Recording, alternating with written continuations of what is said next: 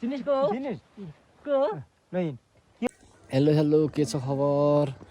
भएर यसले बमिट गरेर लास्टै भएछ क्या अनि यसलाई हामी विवेक अङ्कल म विक्की भाइ भएर यहाँ भर्खर ल्यायो होइन प्राथमिक केन्द्रमा ल्यायो पञ्चमुलमा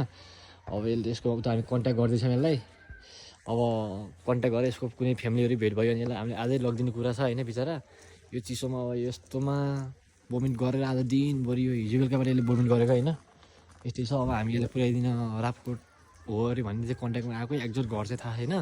यसलाई चाहिँ हामी अब लगिदिन लगाएको मानेको चाहिँ छैन होइन आज घर जाउँ है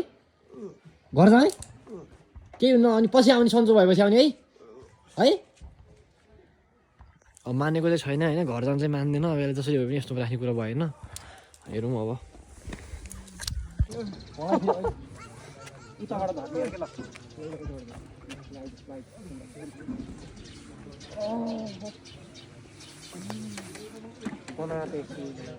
हेलो अहिले हामी सरे खोलामा छौँ ट्याक्क सरे खोलामा आयौँ होइन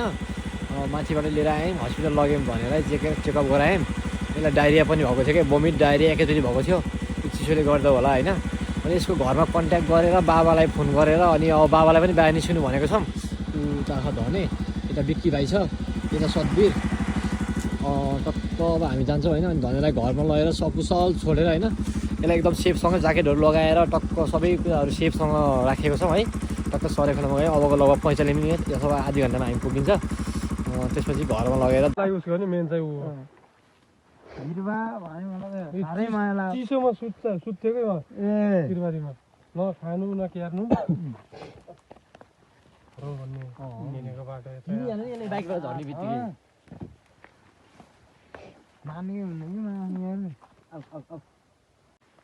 नमानेर मसँग अहिले मान्यो थियो आफू र अर्को यो मानु निम्छेले बानेर नहुँदो रहेछ विजय त हुने भयो जेसुकोस् भन्ने भयो मेरो त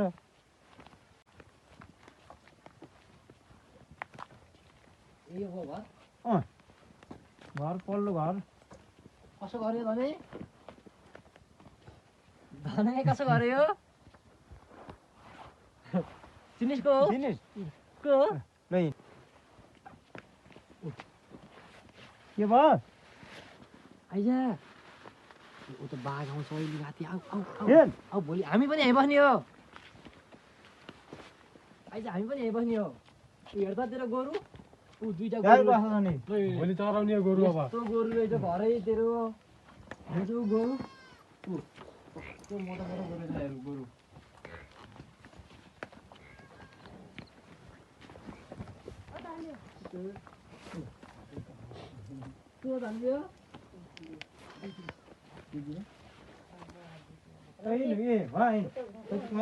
नमस्ते गरेको खै त नि नमस्ते को हो त्यो सबै चिन्यो छ को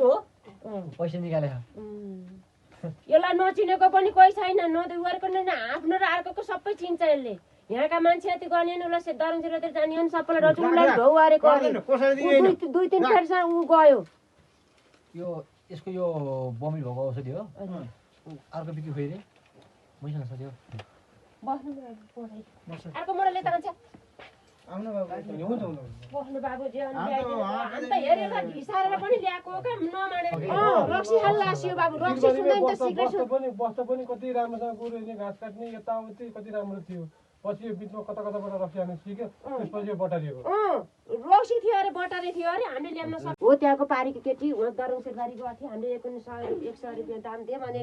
त्यो बटारे राखेर चाहिँ त्यो बटारे खाइदिएर हामी त बोकेर ल्याउन सकिएन अनि छोडिदिएँ भनेर अनि आएका यहाँ सुतो बा भनेका छन् फोन गरेका छन् अनि हामीले के गर्ने अब जेसुकै हुँदै मरे भने अब काहीँ नहेर है बुझिस् यो घरि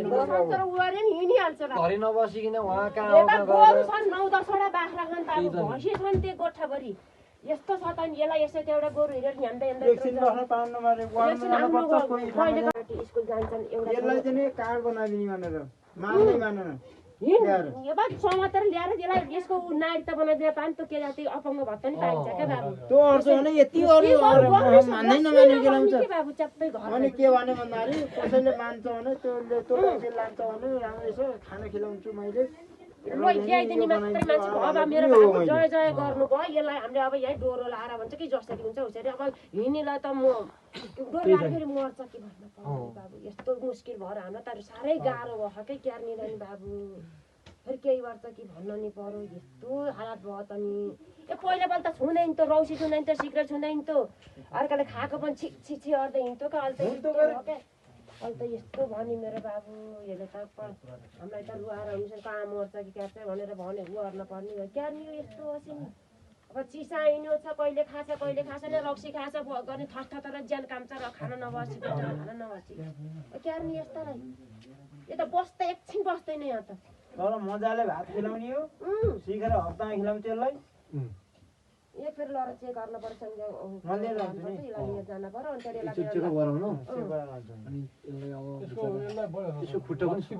हो त यो रक्सी खाने अनि भात नखाने त्यही भएर यसलाई उ भयो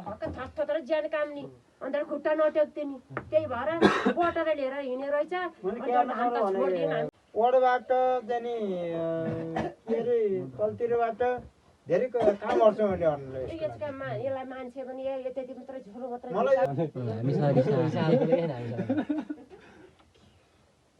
धने विसा हामीसँग औषधि यो पखाला लाग्यो भने खाए औषधि नखलाएको भए हजुर पानी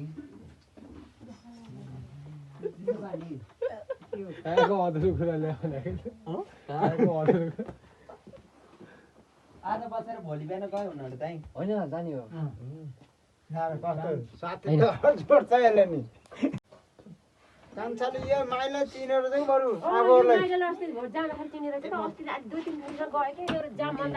अनि तर उत्तिखेर बटेर ल्याएर चाहिँ त खोल्टिए खालि रक्सी ए बाबु सानैमा रक्सी खाँदैन त केही गर्दैन त बाबु यही घर गोरु हेर बाख्रा हेर भनेर कति गर्दैन यो अब अलिदिन वासी हिँडिहाल्छ के गरेर क्यार्ने हामीले त्यसलाई भगवान् जन्म नदिएर अनि बरु जेसुकै हुन्थ्यो देख्न नपरे भने त भएन अरे अनि बाटैमा सुत्यो अरे हामीले बोकेर ल्याउन सकिएन हो त चिसो कति घुस्यो होला कहिले खायो होला कहिले नखायो होला के गर्ने बाटो भएर यस्तो रहेछ त धने हिँड्ने घर केही नभएर हिँड्ने जस्तो गरिस है एकदिन माया मान्दै मान्दै